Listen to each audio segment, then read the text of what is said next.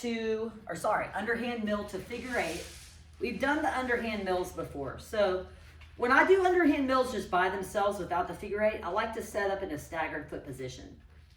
For the underhand mill to figure 8, I recommend standing up in just a regular bilateral kind of position with your stance. So what we're going to be doing if we're going underhand, we're going to be going kind of up and around and behind for that mill portion of the movement. And then we're going to be coming in front and doing a figure 8. So there's going to be some shifting, kind of transitioning side to side, not really leaning side to side, but more so kind of a slight pivot and rotation through the hips, through the entire leg. And you'll see that as I do these.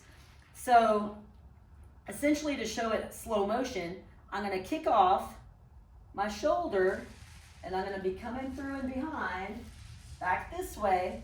This is the middle portion of the movement, coming around this way, and then we're going to go into the figure 8. So we're going to transition to this other side and basically loop it around to where we ended up where we started. So figure 8, back to the shoulder, kick it around. Okay, so in real time speed, we got this going on. So you can see how the whole body is involved. Okay, I'm really trying to open up that shoulder and rotate through the T-spine and get that going. What I don't want to see y'all do is, and I fuss at clients for this all the time, we don't want to just stand here and go like this, okay? When you rotate, it's going to allow you to kind of open up better, so we're not going to crank on that shoulder joint. This is only 2 pounds, but you don't need a lot of weight for these. But even with a light weight, it's going to crank. So I want to see the weight come, sort drive the elbow up and come around and try to basically make as big of a circle as you can in this mill portion of the movement. Okay, so the underhand mill is this part, okay, as opposed to something like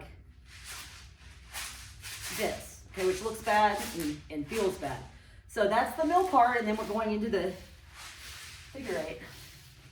So basically you're trying to make these big sweeping motions with the club bell, okay? So as an alternative to that, if you don't have a club bell or you just don't want to do them, I've got y'all doing a standing shoulder car. So theoretically, all we're doing here is going with the largest range of motion possible through that joint that's dictated by your anatomy, but also too, you know, how the range of motion that you're allowed to do without compensating.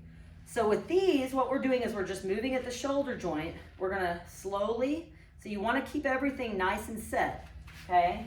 I'm not arching my back. I'm not gonna be shrugging my shoulder up as I do this. So everything's gonna be set in a good position. You can hold on to a PVC, pull it to the wall, squeeze a tennis ball, but you're gonna be basically taking that shoulder joint through 360 degrees range of motion. So you'll watch my hand as things kind of rotate and turn, okay? Look straight ahead when you do these. And then I like to alternate going forward and backward for each rep.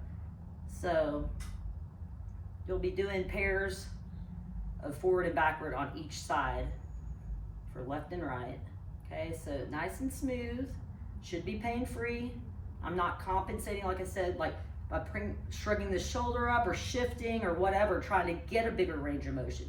You're literally just trying to work with what you can do right now, okay? So that's pretty much in a nutshell the standing shoulder car. So that's